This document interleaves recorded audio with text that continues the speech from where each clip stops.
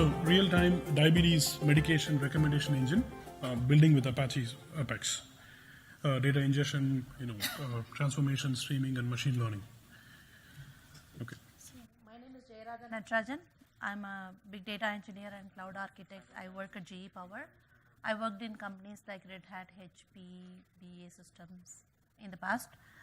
And I'm an open source committer. I've worked in a lot of localization projects in the past, worked on GNOME, KDE, etc. And I'm an organizer of Apache Apex Fremont Chapter Meetup Group, and also a big data meetup group at Fremont. Okay.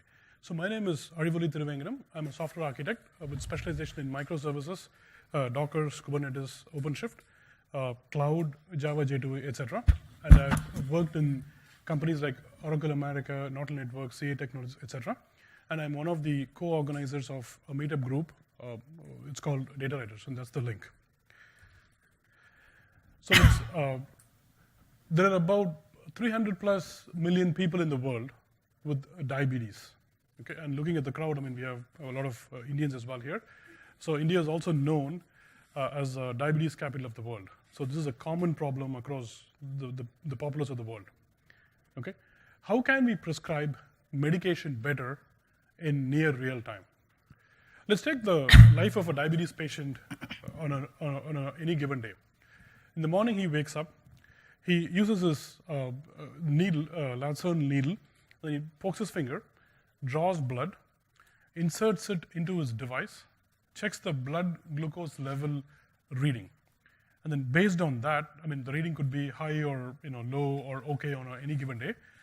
He has a medication recommendation, let's say metformin 250 mg, or like let's say 500 mg, or sometimes in worst case, if his reading is too high, then maybe he might be recommended for an insulin injection.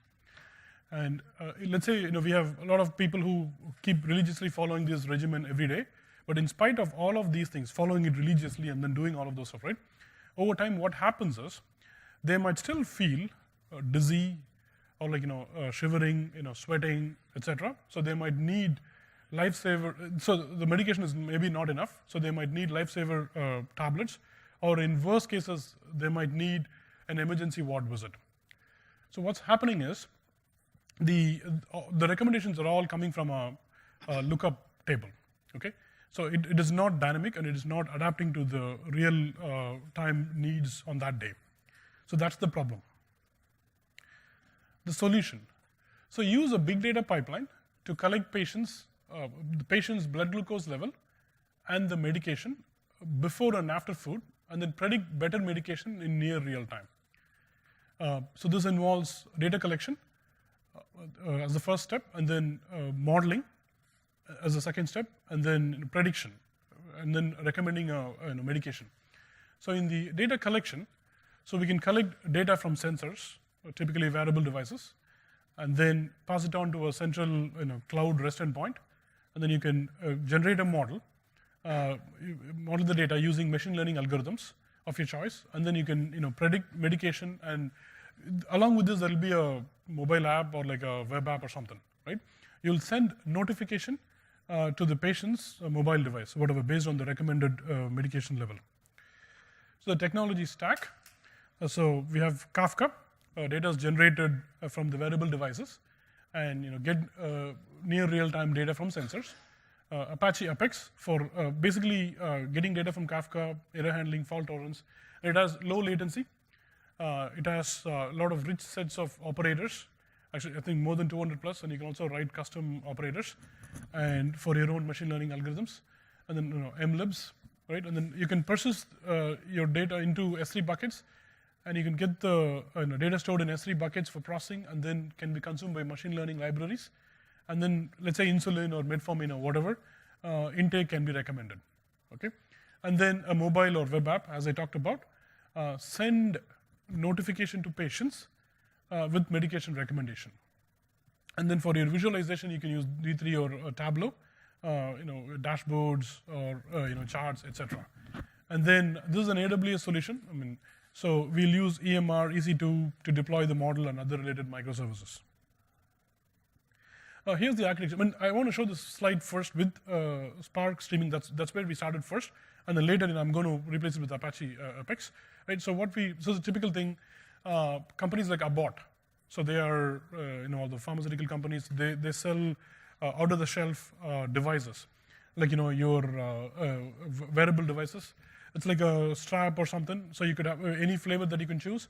And I have one of my friends who was working there, so he was doing testing. So it can be, so these are Bluetooth enabled, and the assumption is there is Wi-Fi.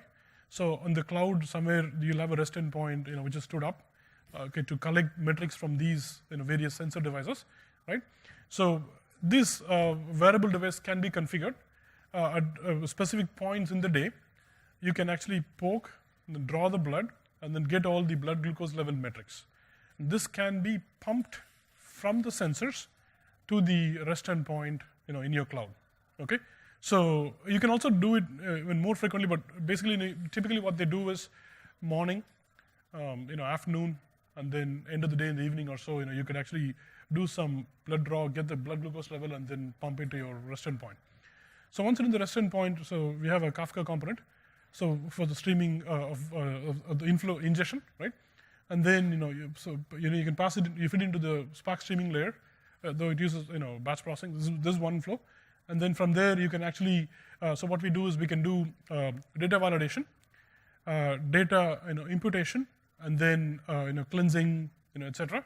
And then the next phase would be data enrichment as needed, and then you can feed it back into the S3 buckets. Once it is in the S3 buckets, okay. Now you can treat it as like any offline or online or doesn't really matter. You can run the Spark mlib libraries or other machine learning libraries of your choice, and then you can generate or realize models, and that you can actually again persist into S3 buckets. So from there you can expose it with the REST endpoint for your mobile apps or desktop apps or any other apps, so that they can just poll it, feed it, and then get the recommendation, whatever medication values from that. Okay. So now we wanted to, so that's the first piece that we did, so we got something working. So the next one is with Apache Apex features. So if you look at it, this is from the DataTorrent slide, right?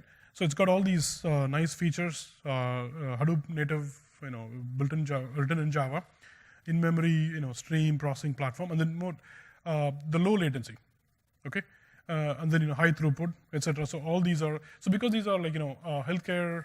Let's say later I'm going to talk about extensions for let's say emergency or some other things, right? It's much more low latency is going to be helpful. Okay, so we can modify the architecture with Apache Apex in the center, right? Because of low latency, and as I talked about the rich set of operators. At least I think there's 200 plus operators are there. And then you can also write your own custom operators. And then in this case, the problem that we took is the diabetes problem, but you can apply to any other diseases as well, right?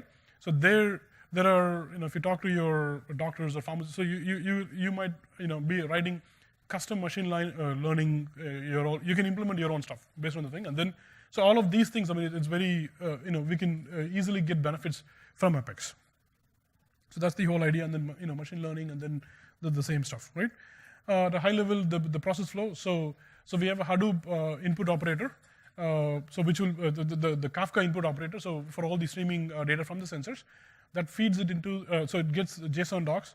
You can feed that into the JSON parser operator, and from the JSON parser, so you can get POJOs or whichever format that you want.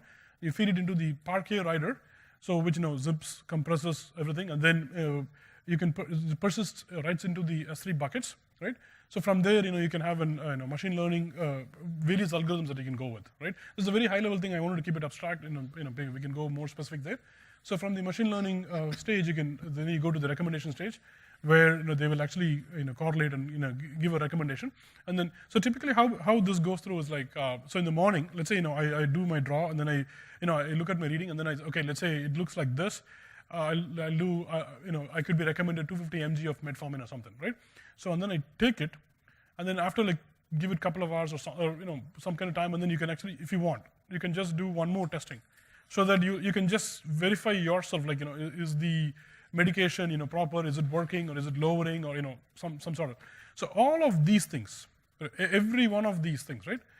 this data will go into so it will be helpful, like training data, test data. So basically, you're coaching your machine learning algorithms, and every input data point is useful.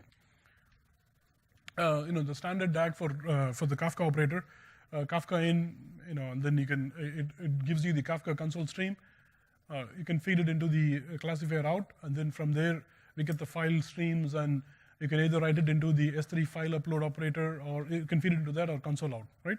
And then an improved DAG, like Kafka in, and then to a JSON parser that feeds it, and then from there you can do data cleansing, data imputation, Parquet writer, and then it writes it into the S3 file upload operator. Yeah, so this is the engine part of it, and then you can expose it to the REST API and then a mobile app. So this is the output of the REST API. Basically, every day when you get the blood glucose level, it goes to the REST API and runs the recommendation engine and gets the result out of it and pushes it to the mobile application. And so we did some analytics based on the data that we gathered so far. And this is based on one patient's information, how his lifestyle has been improved from insulin to the lesser medication. And this is their performance like before and after taking the medication blood glucose level.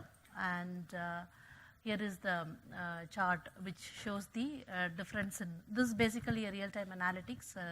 The patients can get it in their mobile and check how they have improved their lifestyle based on that. And so in future, we wanted to extend it to recommend this, predict the workouts that need to be done and predict the calorie intake and recommend the restaurants or anything in future. And also we can extend this to any kind of managed medications. Say blood pressure, it is managed medication. It's not like, every day you need to take this medication or something like that. It is based on your condition, you take the medication. Similarly, the ICU situations, there is a managed medication needed, right? It's not like you have to take this every minute or something. So all those situations we want to apply this, and specifically this is a project, we are doing it for non-profit organization, and we got help from some of the research, a research person, Catherine Koff from University of New Zealand, Auckland. She shared about the sliding scale insulin therapy, modeling the data and various other internals of it. And also the data. In HIPAA world, it is difficult to get data, so we got it from India, so Baba Medicals, and that's about it. So any questions? Yes. Do you need to be HIPAA compliant if you are doing this kind of business, for privacy, patient privacy? Definitely yes. That's why we are not able to get data from any medical facility in US. I worked in healthcare industry in the past. I worked for Medicare, so I am aware of that. So we got it from different source. And anonymous data, I got it from the University of New Zealand, Auckland. And also the basic algorithm to model this, both. Yeah, so just to add on to it, right? So there's there are some countries, as part of this journey, we learned so technology stack, any kind of architecture you can have and you can solve this thing, right? It's about what's the motivation, what's the drive for the problem, right? So what we learned out of that is some data, so in USA there is this HIPAA data, HIPAA rules, so they were not willing to share all those, right? But Asia, they were okay. And then New Zealand were okay in this case. We got some data. Europe, some places, some of which we thought it may not be possible, they were okay. So basically the whole idea is with the device, with the personal, my own stuff, just like my health or my bodybuilding or something, you can use this thing even inside US with HIPAA for your own, you don't have to share, but you can actually start monitoring just like your health, your weight loss or something, right? So it's your own stuff, but it becomes a personal device. The general idea, futuristic, is if you're able to, and we can take some simple diseases or something, if it's with this DNA, this set of attributes, you have many attributes. If this problem happens somewhere in the world, somebody has used it, kind of this might have helped. So that kind of anonymized coaching or some kind of validation from pharmacists, or if it's available, we should be able to connect the dots and let the thing use, right? So there are some hope there. The other thing that we are looking at is inside US, like let's say Kaiser or any kind of your medical vendors and your medical insurance people, right? So right now, it's a formula for any of these policies or something, right? But we're still, we're trying to make the formula from more abstract or vague to more, better corrections, right? So we're trying to say, this has been the performance, and let's say this much calorie you've already taken, then you can coach it better, so you have a better assistant coach or something. So all of these things, there are still rooms to be played inside US too. So with some limitations, but other parts of the world, they were okay, so there we can get more help or something. So that's the idea. So we will move on to next question. Hi, you mentioned that you moved from Spark streaming to the Apex, right? Is there any specific reason why this move has been happened? Yes. And how easy was that move? Like at what point of the project you decided let's change it from Spark streaming to Apex? Actually, we did end-to-end working prototype and tested with some of the patients. Till then, we were with Spark, full Spark-based pipeline. And considering the low latency, native Java, basically any sensor-related projects with IoT, it is good to evaluate Flink or Flink or Apache Apex. So with the support that we get for Apex, it's easy to migrate. That's the main reason for trying to go with Apex. And also the conversion wise, it's not that hard. It's really based on the wealth of the data set that you have. And it's operators, it's all operators. There RDTs, it's all here operators. That's about it. Anything we can solve with technology, right? So if you wanted to move away from micro batching concepts and latency and wanted to make use of sensor data, this is the better solution. How many people are using the So far we have been testing with a very small group of 7 or 8. But it is not in the market or anything like that. Non-profit local group in India. Yeah, so we are trying with. We haven't gotten big players yet. And Any just more wanted questions? to always make sure the medication is correct or not with the experts. So that is the level we are at this point. So you mentioned it is a very complex thing. So you capture the data, you have model, and then implement and predict this one, right? So just a curiosity, what are the problems you face to verify end-to-end ecosystem, right? All the way going from capturing the data to things in terms of testing or kind of testing your own algorithm, something like that. So actually, in data pipeline wise, this is a data engineering wise, it's a data flow. But analytics wise, it has to be accurate because we are playing with healthcare records, right? So the data that is flowing in from sensor to the S3 buckets, any storage, the error handling, fault tolerant, data imputation, using various data science algorithms in the middle for all these concepts, right? That plays major role. There, if there is a null value coming up from sensor, what will I do for that day? Will I run, linear regression or something on the top of it and match the data and post? Those kind of things were more challenging. And also the final recommendation, it has to match, right? So based on the wealth of the data, it needs more data. Data collection is difficult. So that is another angle. Challenges we had, and that's about it. It's still going on. So more things to explore in.